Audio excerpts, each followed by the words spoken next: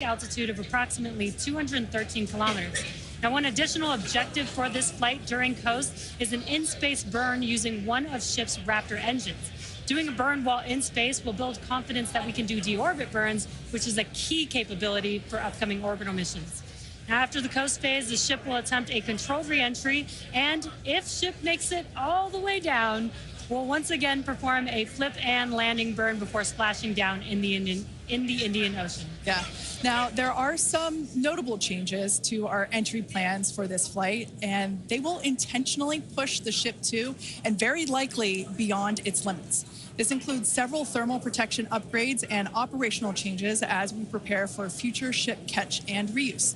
Today's flight test will also test new secondary thermal protection materials, and entire sections of the heat shield has actually been removed in certain areas.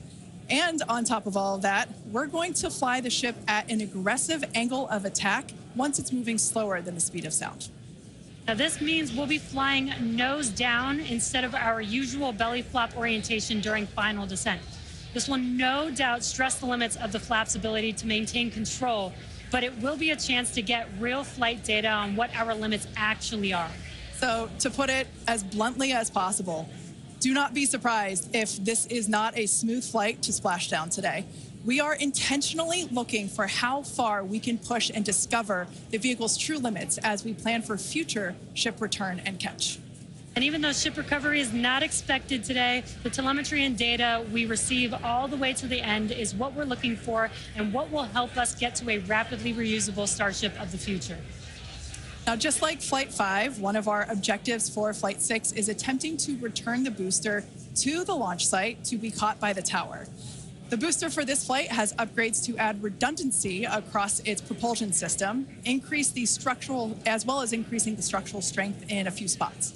We've also implemented a few changes across both ship and tower to try and speed up the post-catch timeline. Returning vehicles to the launch site leverages the same hardware that we use for stacking ahead of flight, making our infrastructure multi-purpose. And in order for us to achieve that rapid reusability that we keep talking about, we need a quick turnaround. And you can't get much faster than returning the launch vehicle right back there to where it needs to launch from again. Exactly. In this video, you can see our original render of booster catch alongside the actual footage of catch from Flight 5. This video is just mind-blowing to see the predicted versus reality. And just like the last flight for today's booster catch, there are thousands of criteria that need to be met in order to proceed with catch. Automated checks have to indicate we have a healthy booster and a healthy tower, and the flight director must issue a manual command, which is informed by manual checks from the flight control team. If this command is not sent prior to the completion of the boost back burn, or if automated health checks show unacceptable conditions with Super Heavy or the tower, the booster will default to a trajectory that takes it to a landing burn and soft splashdown in the Gulf of Mexico. I remember when we first heard the call out that tower was go for catch on Flight 5, and wow, I still get goosebumps when I think about that moment. Now, for today's test, just like Flight 5, we're only going to catch if everything on the booster and the tower checks out after launch. As always, we accept no compromises when it comes to the safety of the public and our team. And so to that end, the area around the pad and the flight path are cleared in advance. A lot of things have to go right in order to line up the booster catch. So if all criteria is met, we will attempt to catch, but there is a chance that we may not. Either way, we'll be getting tons of in-flight data, which is extremely valuable. Exactly. That first catch was pretty epic, though. So, like you, we'll be keeping our hopes high to see another one this afternoon. Now, Dan, you got to see it in person last time. Are you mentally prepared for a possible round two?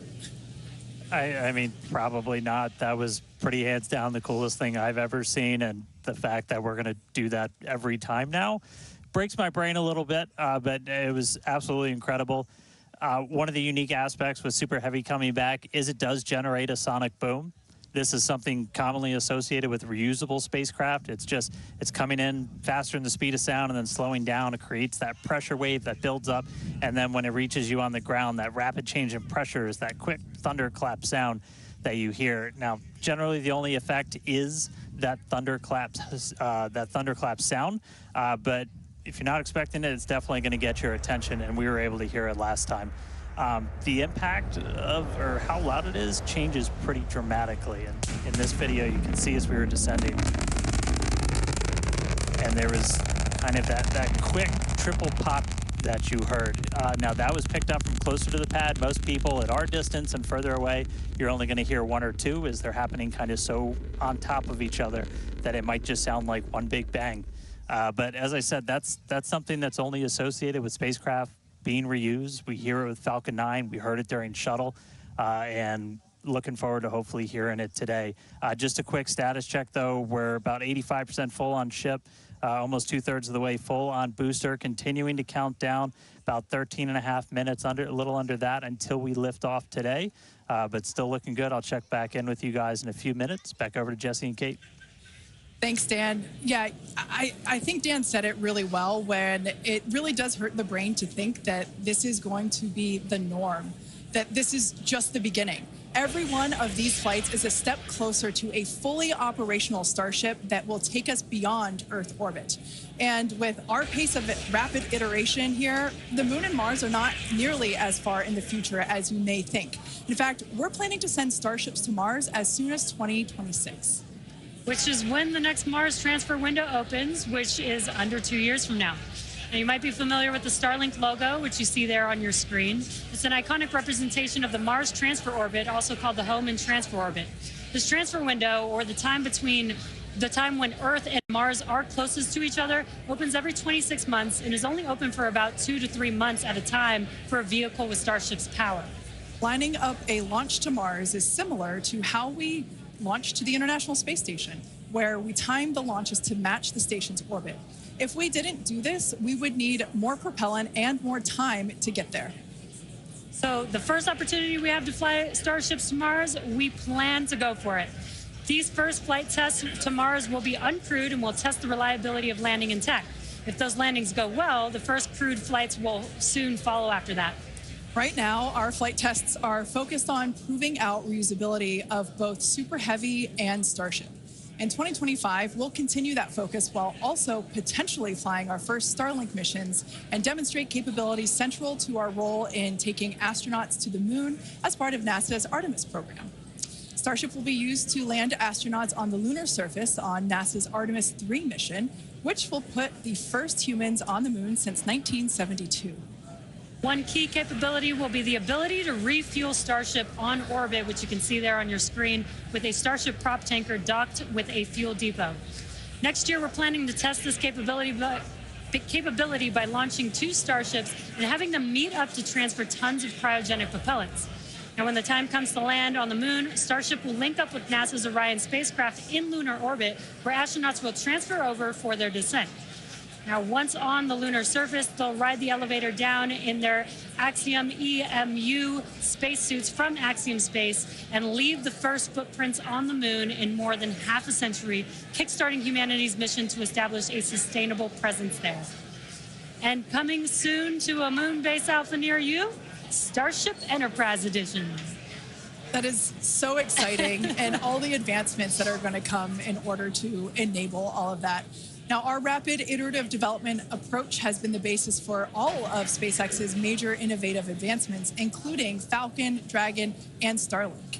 Today, we're testing hardware and systems, and we need to know how they perform under the most extreme conditions. And what's more extreme than the flight environment? We'd much rather find the bugs and limits now during testing than later on when there's more on the line. And to reiterate, while we do determine an acceptable level of technical risk on our vehicle and pad to learn as fast as possible, we accept no compromises when it comes to the safety of the public or our team. So all of that to say, this is only the 6th of many future flight tests of Starship before it becomes fully operational. And we tend to do our testing out in the open, just like today. And that means people sometimes see when our hardware doesn't perform as we planned during that testing. And that's okay, because this is exactly what we are testing for, to physically see if hardware performance matches what we expect it to do or not. Even more with today's test flight, where we're purposefully pushing the ship beyond its limits. Starship development is also being aided by Starlink space-based connectivity. You might remember the Starlink panels that are incorporated into Starship, and you can see them there on your screen, those rectangular panels on Starship's nose cone. Starlink brings us the epic views in space and on re-entry, and also helps deliver us critical flight data engineers need to continue development. Yeah, Starlink continues to help us push the limits in space in the short term by providing great views and real-time data on our next few flights, particularly through re-entry, which spaceflight veterans know that is historically a period of blackout for all communications within spaceflight. Outside of Starship, Starlink has helped people across the globe, particularly in rural and remote areas that have been underserved by traditional broadband internet. Yeah, and soon, Starship will deploy our next generation Starlink satellites, which will continue to increase our capability to connect even more people with high-speed internet all around the world and beyond. Now, as we continue to prepare for our next several flight tests, we recently performed a cryo-proof test of the Starship for Flight 7, our first operation with a vehicle debuting a number of major milestones. The ship has been stretched to make room for larger propellant tanks, increasing the propellant capacity from 1,200 tons to 1,500 tons. The forward flaps also got a redesign. They have shrunk in size and they also shifted in location, and both of these things will help better protect them during entry heating while still providing control. There's also a wide range of upgrades that will make the vehicle more reliable, adding redundancy to and the ability to operate for longer durations in space. One unique aspect of a trip to Mars are the different conditions ship will see when entering the Martian atmosphere.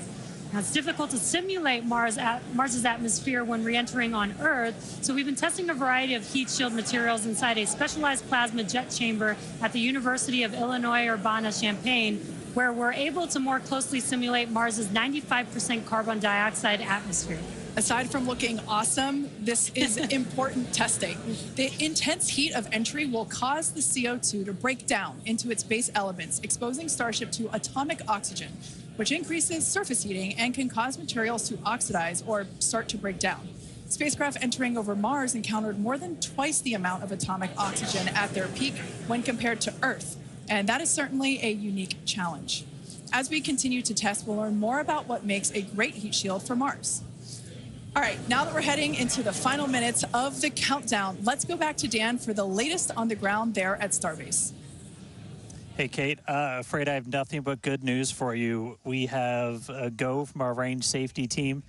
We are a little over 90% full on ship, almost 85% full on booster, and not tracking any holds to an on-time liftoff. So we've got about 3 more minutes of prop load.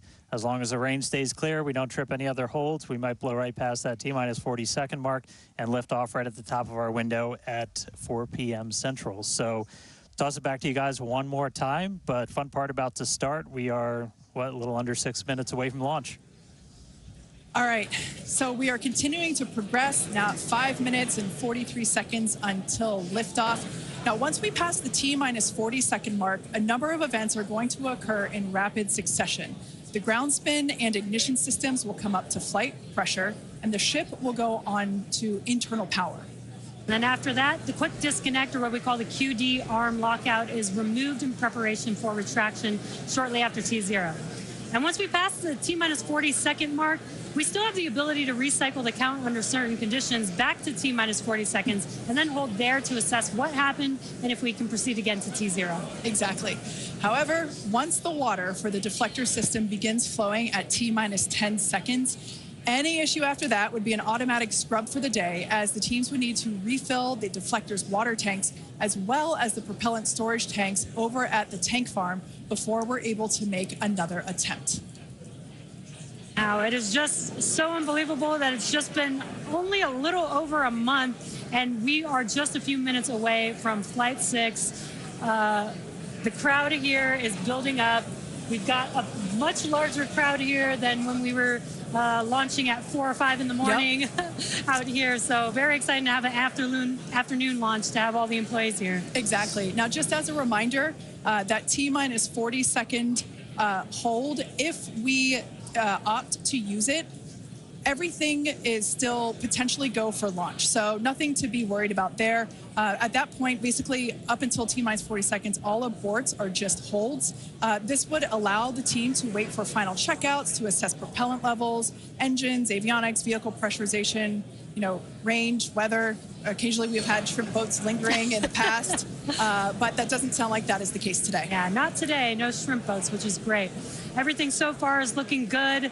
We're getting really excited here, just a few minutes away. We're going to go back, send it over to Dan in Starbase. How's it going, Dan? It is still going great, just coming up on about 3.5 minutes away, so we should be done with our prop load on ship momentarily. Then about 30 seconds later, we'll close out on booster. Our flight control team on board, or in the building just behind me, not on board. Some of them might wish they were on board. Flight control team in the building behind me, they're going to have a lot of work to do right after we lift off, as we still have a lot of manual checks that happen on the tower prior to the flight director, who's going to be Tristan Pierce again today, giving a manual command to bring the booster back to the launch site. And the tower did just incredibly well on the last flight. We didn't lose any of our required redundancy for a catch, so we're hoping to see that again today.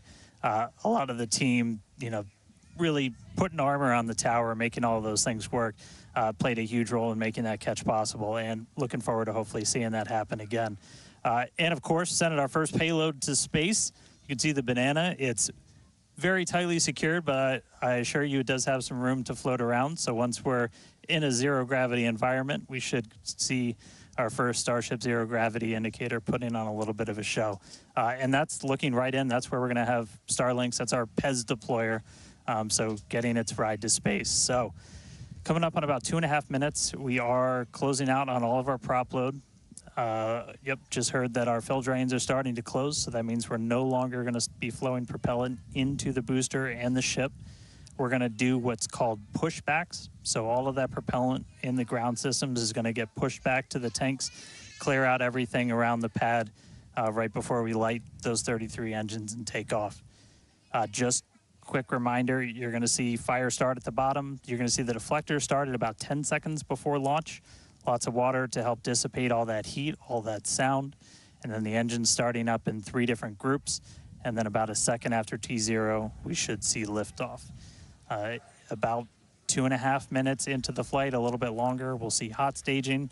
And that's when we're going to be listening really close on those loops to see if we're going to be bringing the booster back for a catch today. Do always want to caution, it's never a guarantee. We've done this once. We'll see if we do it again. We're only going to do it if the booster and the tower are looking really good before we attempt to bring it back here. But coming up on a minute, not tracking any holds on the board right now. So as long as we don't have any last second things, which do happen. All right, flight director just confirmed T-minus 1 minute.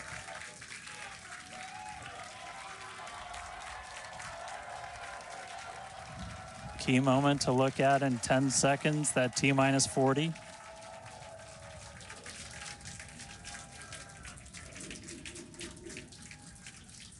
And we flew right through that.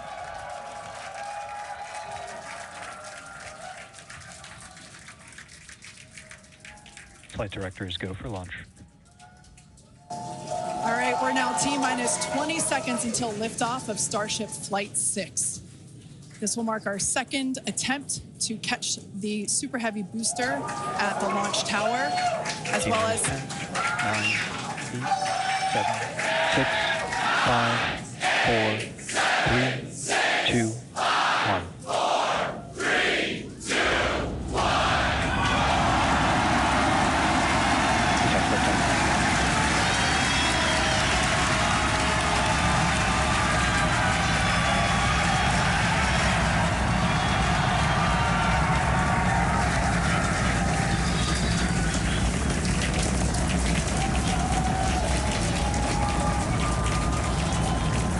Vehicle is pitching downrange. Booster Raptor, chamber pressure nominal.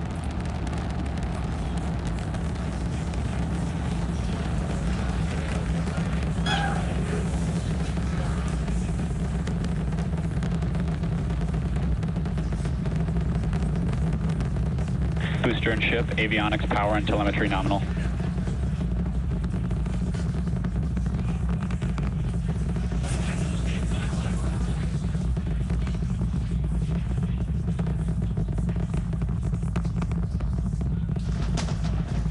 All right, we're just a little over a minute maximum into flight. dynamic pressure. We're about 6 miles away, so all the sound's still hitting us here. Hearing good call-outs that power telemetry nominal, that's flying straight and true. We do see all 33 Raptor engines lit up on telemetry screens. At this point, we've passed through that point of maximum aerodynamic pressure, that max Q. Now, coming up in just a little over a minute from now is going to be hot staging. So we're going to see the 6 engines on the ship ignite while still attached to the booster. Just before that, we'll see all but 3 center engines on the booster shut down. In what we call MECO, it's most engines cut off instead of main engine. And so while we continue to watch it go up, a lot of our flight controllers looking at all the systems around the tower. Again, we have to send a manual command. Just about 30 seconds away from hot staging.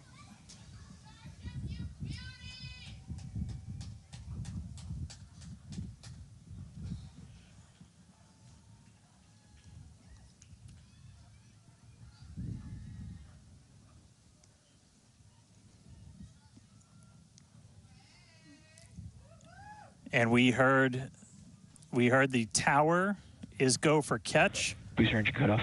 The return flag is set for true.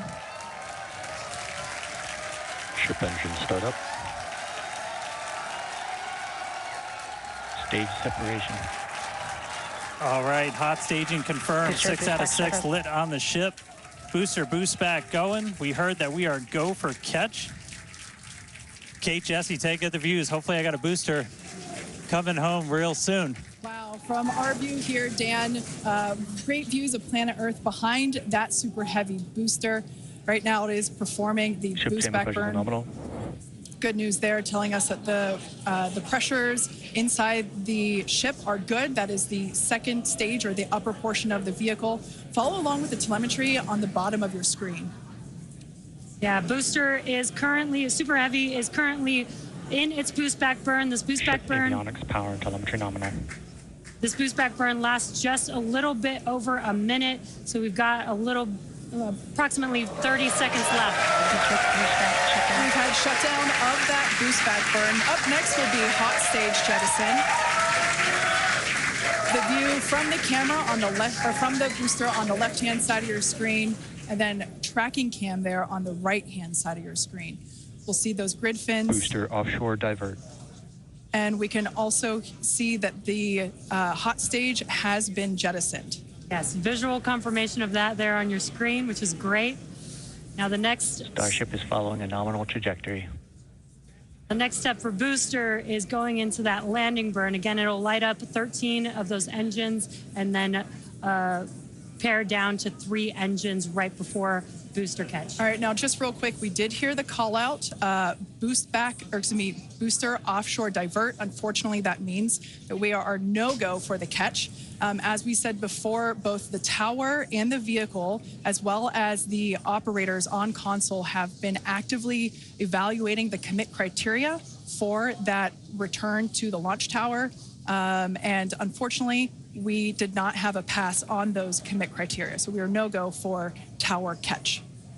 And we did mention that we're constantly evaluating the criteria for catch. There's a lot of things that need to go well in order to line that up. Unfortunately, today we will forego booster catch today. But what you're seeing on your screen is ship currently making its way towards the Indian Ocean, still looking good so far. Exactly. So views there of the booster on the left-hand side of your screen, views of the ship on the right-hand side of your screen. Now, we said before that it was not guaranteed that we would be able to make a a tower catch today. So while we were hoping for it, like we said, it was pretty epic on attempt 1, but the safety of the teams and the public and the pad itself are paramount. So we are accepting no compromises in any of those areas. Exactly, and we're still going to get a lot of good flight data with booster even, but especially with ship. Again, we have an additional objective today to do an in-space relight of a Raptor engine, which again will help us set us up for being able to do deorbit burns, which is Ship chamber pressure is nominal. which is important for orbital flights. And what you're seeing on your screen is a view from Super Heavy as it's making its way back down to Earth. Yeah, once again, we are attempting an offshore landing of the Super Heavy booster. So we have seen this before, and it is still very fun to watching it come down for a soft splashdown off the Gulf Coast of Texas. We can see it there re-entering. We saw earlier those grid fins. There are 4 hypersonic grid fins. Oh, we can see that the landing burn has begun on the Super Heavy booster. And same pattern, 13 engines will light, gone down to 3 just as we expected.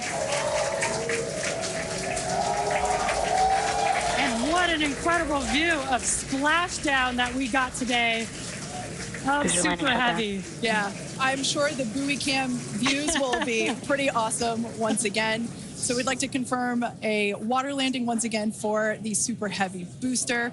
Congrats to the SpaceX team for making that milestone as well. Now, ship continues to look good.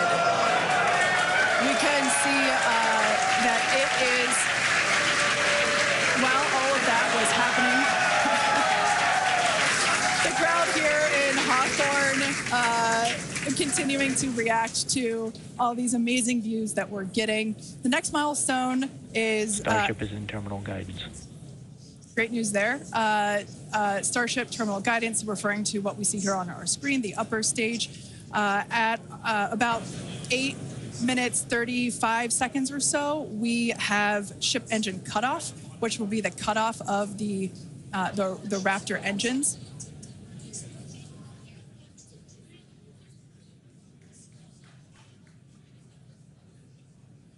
We can see on our screen ship giving us some incredible views brought to us by Starlink. This view is also very interesting because we can see basically the receding tile line that we referred to earlier, where we mentioned we have removed a number of heat shield tiles in order to test out and push the envelope on the ship and demonstrate what its capabilities are. Ship engine cutoff. And there we just heard call out for SECO, ship engine cutoff. Great news there. Everything continuing to look awesome for ship. Full view looking aft on ship here. Ship FTS is saved. Nominal orbit insertion. There's that call out we were waiting for. Confirmation of good orbital insertion for ship today. It has been a very exciting afternoon so far. We'd like to send it back over to Dan, who can give us that live view experience. Dan, once again, are you okay after witnessing another Starship launch? Yeah, totally fine. You guys have to be jealous. This is the only way to do this. This is fantastic. No, it was really cool to see it lift off 33 out of 33. Didn't go for the booster catch today. Initially, we were good, and then we tripped a commit criteria and did the offshore divert. So we went and did that water landing, as everybody saw. We'll dig into it a little bit more, but again, we've done it once, we've now done it twice. We're going to keep trying to do it, as this is just a core capability of Starship and what's going to make it so incredible. There's a lot left. We're just about almost 10 minutes into this flight, so about 50 plus minutes still to go. Ship nominal orbit, so it's on its way around the planet. It's going to attempt to do an in-space burn. We're going to light one of those Raptor engines, the sea level ones in the middle, just to help demonstrate that we can relight in that microgravity environment. Really critical for deorbit burns as we start to do some orbital missions in the not too distant future. And then following that, we'll see a ship entry, maybe a splashdown. As you guys said, we're really going to be pushing ship on this one. We're pretty much intentionally putting it in places where we expect it might not do so great, and all that's to try and help us learn, see if we were a little too conservative, and then maybe that opens up more capability for when we start catching them. But I'll check back in with everybody in a little bit. I'm going to tune in and watch the ship fly around planet Earth, and hopefully we see it re-entering in the not-too-distant future. Back over to you guys. Thanks, Dan. Development testing, by definition, is unpredictable, which we saw with super heavy splashing down in the Gulf of Mexico today, but that is exactly why we test. As is standard for these tests, the area around the pad and along the flight path was cleared prior to launch, and we expect the road and beach to remain closed until further notice. Yeah, testing development flight hardware in a flight environment is what enables our teams to quickly learn and execute design changes and hardware upgrades to improve the probability of success in the future. Please do not attempt to approach the booster in the water for your safety as well as for that of our team that will be working on recovery. Now, we are going to continue, though. The mission is not done. Exactly. The mission's not over. Ship is still coasting, but it has been nonstop since liftoff, and with the booster having completed its job for the day, we are going to take a short break for the next 35 minutes or so while ship continues to coast before re-entry. Now, as with previous flights, Starlink may enable us to talk to the ship through re-entry with no communication blackout. Now, we are still testing Starlink during this phase of flight, so nothing is completely certain. Yeah, so if we do have views, we will be sure to bring those to you live. And of course, one of those views include that of our, as we said before, surprise payload, the banana. And we are looking forward to it. So we're going to come back in a few minutes, around T plus 35 minutes. Exactly. Views or no views, we'll see you back here at T plus 40 minutes for our coverage of Starship's re-entry, flip maneuver, landing burn, and hopefully see a splashdown.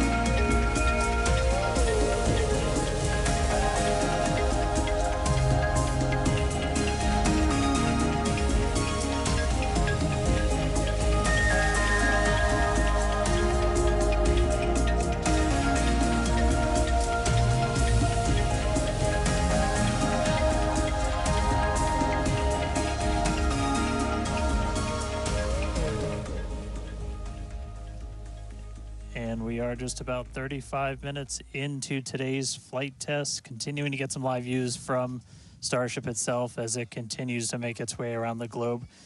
We are coming up on what we will hopefully see is our in-space relight demonstration. This will be firing up one of those 3 sea-level Raptors on the very aft end of the ship and essentially reigniting it while we're in the microgravity environment in Earth orbit. We had attempted this once previously on Flight 3, but ended up skipping it when we had some attitude control issues with the ship. And we are on the dark side of the planet right now, so views are going to be a little bit dark, but hopefully we see some engine light come on as we do this relight test. This is a pretty critical capability for doing deorbit burns. This is not a deorbit burn. Want to stress that we're on a trajectory where if we didn't fire off the engine at all, we are definitely coming home. Ooh, seeing some thunderstorms down on the ground. That's pretty cool. But this is not a deorbit burn. If we didn't fire this engine, we're on a intentional suborbital trajectory. So no matter what, we're coming in over the Indian Ocean. Firing off the engine does change your exact splashdown point a little bit, but we've got this keep out zone across the entire Indian Ocean that we made sure was clear ahead of flight, and we continue to monitor during, but we're going to aim for that and hopefully see this relight test coming on in about a minute. It's just going to be one of these engines, and it uses what's called the header tank, so these small spherical tanks in the very top of Starship up in the nose cone. They don't require nearly as much gas to pressurize as your main tank, so they're really useful for any in-orbit maneuvers and then for landing burns. So if we make it to a landing burn today, we'll be using them for that as well. So we should be coming up in just about the next minute. Should be under a minute now away from that expected ship burn. And again, we've relit Raptors pretty frequently. We just did it with the landing burn and that boost back burn on the booster, and we've done it on ship landing burns. We just haven't done it in this microgravity environment where your propellant management and a lot of other things are different as you're not weighed down by the force of Earth's gravity.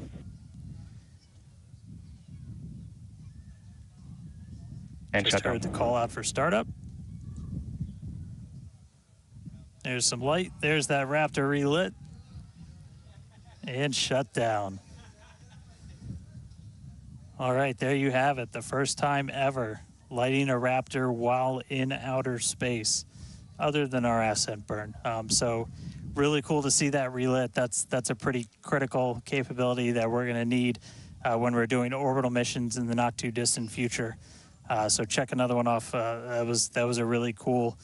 That was an objective we really wanted to hit on this one, and so good to see ship knock that one out in orbit. But for now, we're going to coast for just a little bit longer, and then it'll be time for ship entry. So we'll get the usual light show as we return from hypersonic velocities. We're just starting to do the entry prep for that, so we're going to get the flaps positioned, and then it's going to start taking the brunt of all of that heat as you're coming in from well in excess of 10,000 miles an hour. That's all going to build up a lot of heat as you're encountering an increasing atmosphere, building up that friction. And we're going to see how the tiles fare. We've also got some pretty cool tile experiments that we'll talk about in a little bit. But coming up real soon, ship re-entry, successful relight, and we'll start this entry part soon.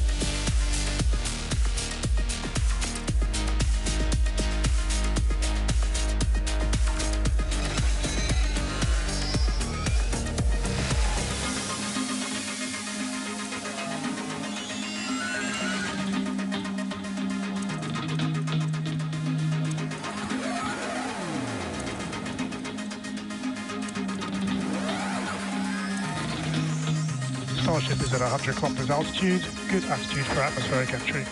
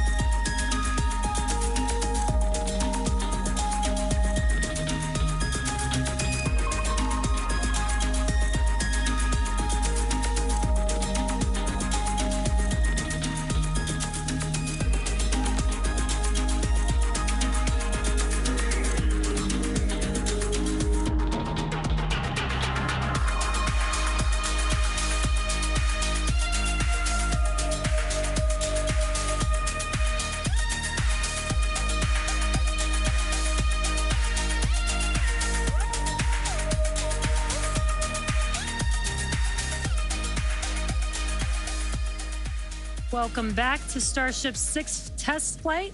It has been an exciting day so far. We lifted off from Starbase at 4 p.m. Central Time. The Super Heavy booster and ship had a successful separation as well as a good boost back burn and good separation of the hot stage adapter. We did not attempt a return to the launch site and catch attempt today when strict criteria were not met and the Super Heavy booster executed a planned divert to a landing burn and soft splashdown in the Gulf of Mexico. Yeah, obviously we were hoping to come back to the tower, but this was a test and we knew that it was a very viable possibility. Starship is at 85 kilometers. Flaps now have control of the vehicle. All right, great news there, turning our attention over to the star of the show here, giving us these amazing views once again. We heard the call out there telling us that the Starship vehicle is now 83 kilometers above, coming up around T plus, well, now actually, the ship, as you can see, is beginning to re-enter the Earth's atmosphere. As a reminder, one of the main goals of today's flight test is for the ship to make it through the extreme heat of re-entry and to do so in a controlled manner. Now, re-entry is typically a portion of flight where we don't have communication capability with the spacecraft because it's re-entering at or around orbital velocity, which is roughly 8 kilometers per second or about 5 miles per second. Now, at those speeds, yep, pretty fast. The spacecraft is moving through the atmosphere rather quickly, and that results in friction, as we can see that starting to happen on our screen, and this creates a plasma field around the vehicle. That blanket of plasma distorts communication frequencies, so it's not uncommon to experience brief blackouts in communication.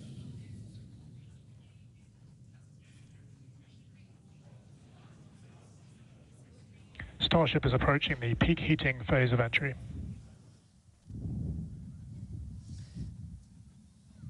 And we just heard we're getting into the peak heating phase. We're getting these views courtesy of Starlink. We've got 4 different terminals on the ship itself. It's what's really allowed us to get real-time data during what's otherwise been just a a mystery box essentially for spacecraft design, where when you're re-entering through the atmosphere, at least getting anything in real time hasn't ever been possible before. But we're able to not just get these views, but real-time telemetry from the ship as it's coming through. Do really want to stress that we are really pushing the ship today. The heat shield is not in the same configuration as it was last flight, where we had a team of ship techs do just an otherworldly task, replacing the entire heat shield, thousands of tiles, installing a backup ablative, and that pretty much set us up to do a pinpoint landing on Flight 5. We did not do that with this one.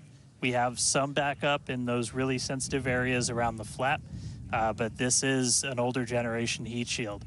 And knowing we weren't going to do that, we even went and removed some extra tiles. There are some missing tiles on the nose cone where we're testing some backups. There are some steel covered tiles in a couple of different spots. And there's also a whole lot more steel of the ship showing. As you guys talked about, we gave it a little bit of a haircut, a couple hundred tiles trimmed off the sides, and that's where we might have catch fittings in the future. But ooh, color's starting to come in. So it looks like things are going to start heating up, Kate and Jesse. Yeah, fun fact, Dan, we actually removed 2,100 heat shield tiles from Starship in order to basically present that necessary receding line, which you kind of can see there in your view. Think back to previous flights. The heat shield line came up further on the vehicle, and just like Dan said, we want to test the vehicle beyond what we think it is capable of carrying based on our simulations and calculations. So once again, to just be super plain, don't be surprised if we see some wackadoodle stuff happen here. We won't be. There are a number of things that we are testing out intentionally to see what the ship can take. Yeah, exactly. And knowing what those limits are will really help us design the vehicle of the future. Essentially, removing those tiles helps us remove a lot of weight from the vehicle, a lot of things that might potentially need refurbishment in the future. And the goal is to come up with a heat shield pattern or design that we don't have to refurbish. We can just continue to use it over and over again. And that's why we're changing some of those tiles and moving stuff around, removing a lot of those tiles, as Kate has been mentioning. Exactly. And, you know, looking forward to the Starship capability of the future, we want to be able to catch Starship like we do with boosters. And so the next flight, we want to better understand where we can install catch hardware, not necessarily to actually do the catch, but to see how that hardware holds up in those spots. And today's flight will help inform, you know, does the stainless steel hold up like we think it may based on experiments that we conducted on Flight 5? Now, continuing to look, amazing views. Yeah, Dan, go ahead. Oh, I was just going to say, like, there's so much on this flight that we're doing to try and, you know, make all the ships that we're about to start flying even better, just really understand what their capabilities are going to be. We've got kind of the next-gen ship lined up for Flight 7. It's got all of those heat shield upgrades and everything. And one of the things that we're going to be doing that's most interesting, and one of the reasons we wanted daylight, is we're going to be flying pretty aggressively as ship comes in. We're going to be kind of nose down, and we've done it in wind tunnels. We've done it in simulations. You might see the flaps really flapping around trying to control the vehicle. We're betting we might have a little bit more capability than we think in just the analysis, but always a chance that bet doesn't pay off. But that just helps us know, like, what are our Starship limits. is now halfway through the peak heating phase of entry. Sweet. Halfway there. Halfway home, guys. Yeah, and if you guys, again, can follow along with the altitude and the speed of ship as it's making its way back down to Earth, bottom right-hand corner of your screen. Speed is still going really, really fast. Again, as it gets closer to Earth, we'll see that altitude drop a little bit faster. It's kind of dropping pretty slow right now. And again, as we get closer and closer to literally the surface of the water, then we'll start to see that speed pick up. And if we can make it through this re-entry, we will attempt to do that flip maneuver once again and splash down in the ocean. Exactly. Like we've been saying, we are testing beyond the perceived limits of the vehicle. We want to go learn more about the ship, and this is a great opportunity to do that. So really pushing the flight hardware in a flight environment to help inform these future designs. As we've mentioned, it has a different heat shield. This heat shield is not the same generation as what we flew last time. This one is one generation older. So we are also testing out new secondary thermal protection materials. So basically, like if the heat shield isn't in this one spot, can this other material protect the metal is the thinking there. Also checking of the ship's structural strength in those areas where we're looking to add that ship catch hardware just to see if it survives entry.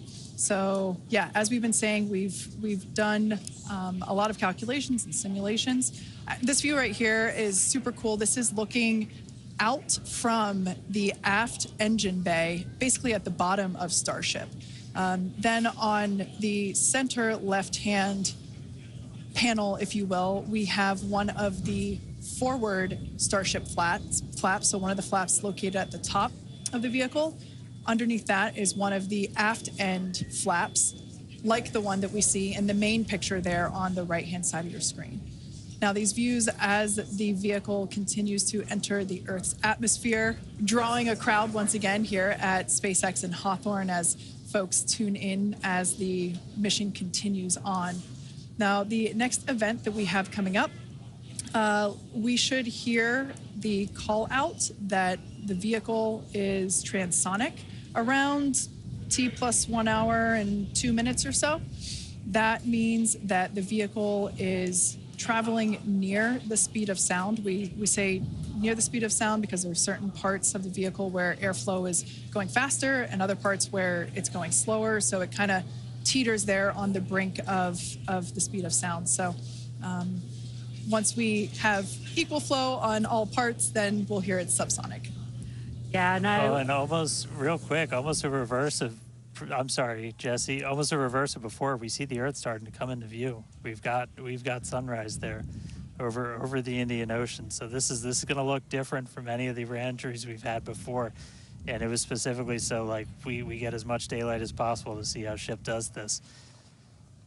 Over to you, Jesse. Sorry about that. Dan, great minds think alike. That's exactly what I was going to point out, is that we're getting a lot clearer view of the Earth in the background with the different temperatures that we're seeing, with the different colors of that plasma around the ship, which is really, really cool to see. Again, we are pushing the limits of ship today, but so far everything is looking pretty nominal. We'll see how the next few minutes goes. Yeah. Like we've said before, don't be surprised if this is not entirely smooth sailing all the way down to the ocean's surface. Similar to Flight 5, we are targeting the same splashdown location in the Indian Ocean, but we are not expecting to recover the vehicle. Right, and we were getting some glimpses of the flaps. The flaps so far are looking pretty good. We're not seeing any burn through. There's those flaps again. In that hinge area, which is our most concerning area there. That's great news for us for now. Again, the next few minutes could change as we continuously push those limits. Yeah, once we slow down a little bit, once we're subsonic essentially, so I think that's about 1,200 kilometers an hour. Once we're down below that, that's when we're going to kind of dip our nose down and get that more aggressive angle of attack. Normally, we're just belly flop right into the water, pretty much that position. But if we're going to be able to do return to launch sites, we're going to want to be able to fly with a little bit more of an angle of attack, get you a little bit more range as you're coming through. And so this'll be just a test to see quite how far can we push it. And obviously we're going to do these kind of tests way out here in super remote areas before you ever try to bring a ship back to a place like Starbase. Starship remains on a good entry trajectory. External temperatures are coming down. All right, great news there. That tells us that we are through the phase of peak heating. So we are expecting these temperatures to continue to come down. Once again, we are targeting a soft splashdown in the Indian Ocean off the northwest coast of Australia. We can see these beautiful views of planet Earth coming in. Yeah, this is very different, where we had nighttime views of the ship as it was re-entering. And now we've got daylight. It is about an hour or so after sunrise there in the Indian Ocean. So pretty cool to see this. Yeah, and it might not seem like it makes a huge difference, but we do get a little bit more light on ship as well for the camera views that we have, which is very beneficial for us to visually see anything and try and correlate that to any of the sensors or data that we have on the vehicle. Exactly. That is why we shifted our launch window so that we could have that daylight in order to improve our observations of the vehicle. So not only are we getting all the raw data from all the sensors that are on board Starship, but we also have multiple cameras and assets out there that are watching the vehicle and will also be able to tell us with this visual story that is also very, very important. And as we get down a little bit lower, the Raptor engines are in their chill phase right now, so just essentially getting them primed to turn on. We're going to use those 3 center engines to do a landing flip and then a landing burn. So we'll come down kind of in that slightly pointed down belly flop and then fire off those engines to flip us around and then do that final landing burn. That should be coming up in just under 5 minutes from now. And then hopefully we start hearing some call outs on transonic and subsonic as we slow down. Again, once you hear Starship as subsonic, keep a close eye on the flaps. They're going to be working overtime essentially to maintain control of the ship as we get a little more aggressive with this.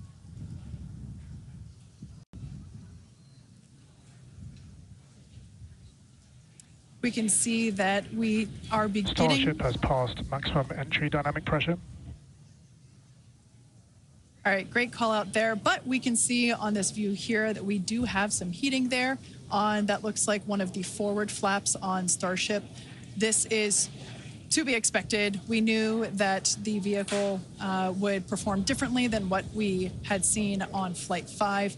This is actually really good data because it tells us what parts of the vehicle at this, what will soon be a higher angle of attack once we drop down below the speed of sound. We'll have a higher angle of attack, meaning we're going to be flying nose down, basically.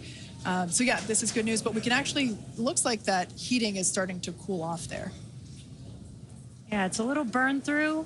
Again, it is important to note when we start seeing that through the ship's descent as well. So like Kate was saying, we're getting some really good data here. It looks like the other flaps are doing a little better than the one that has a little burn through, which is some good news.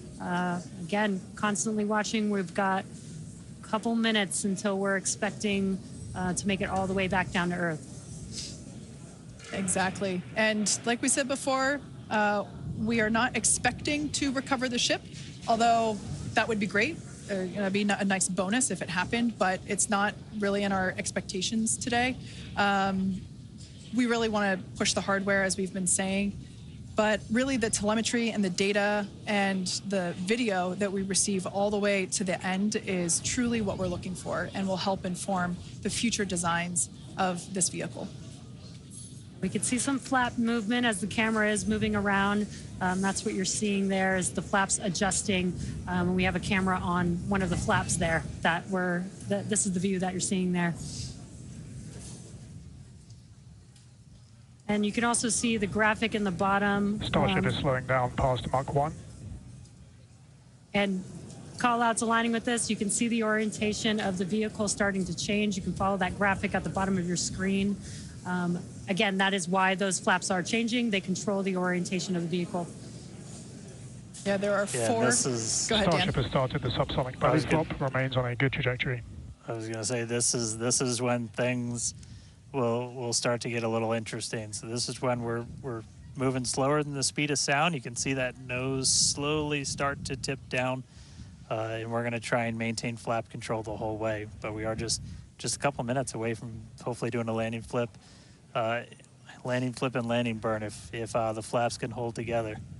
Yeah, this is such a cool view. This reminds me of when we first performed the belly flop maneuver on the high altitude test with serial number 8. We saw the ship come back through, and I always wondered what it looked like from the ship's perspective, and this perspective, I think, helps inform that. We will be, as Dan said, we will be dipping down a little further and really be flying nose first. This higher angle of attack, you know, we're intentionally doing it to stress those aft flaps, and that will help inform the limits of flap control in order to collect data for future landing profiles.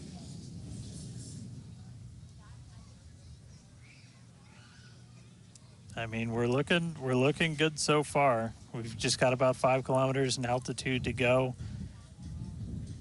We'll ignite the engines when we're still just a couple hundred meters over the ground, do that flip. Starship is and passing landing through burn. 5 kilometers altitude, remains on a good trajectory. I have a feeling this is going to look so cool as it passes through the clouds. Obligatory shout out to the entire avionics team on Starship. And there's that nose down orientation.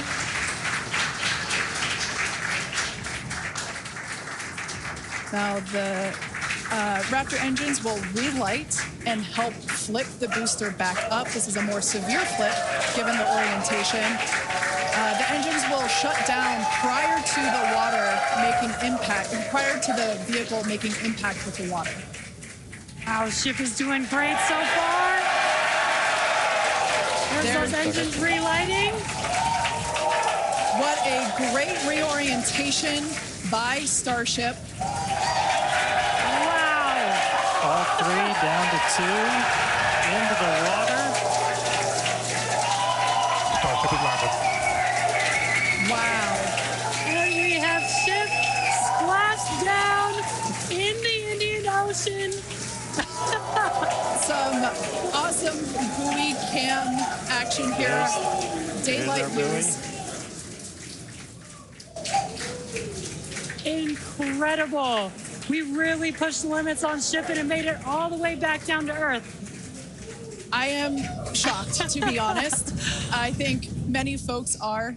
The fact that it survived all the way through while flying a lesser gen heat shield is just absolutely incredible. And turns out the vehicle had more capability than our calculations predicted. And that is why we test like we fly. Exactly why we do that. And those views were absolutely incredible to watch.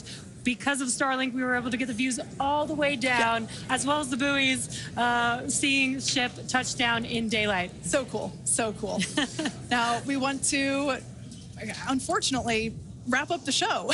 Yeah, exactly.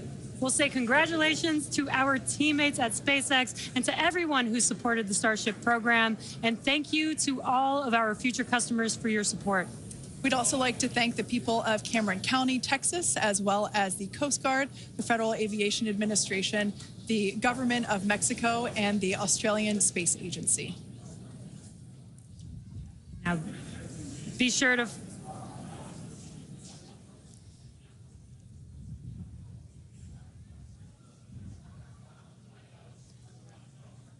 Hey guys, I could take it from here.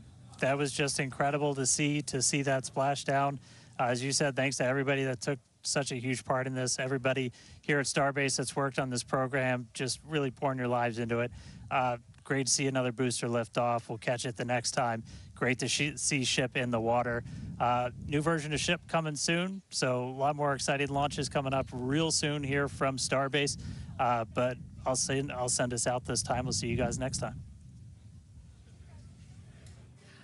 Awesome. Thanks, Dan. Be sure to follow SpaceX on X for updates and more exciting views that we weren't able to feature on today's broadcast. I'm sure there will be plenty of those. Now, thanks to all of you for tuning in, and we'll see you next time.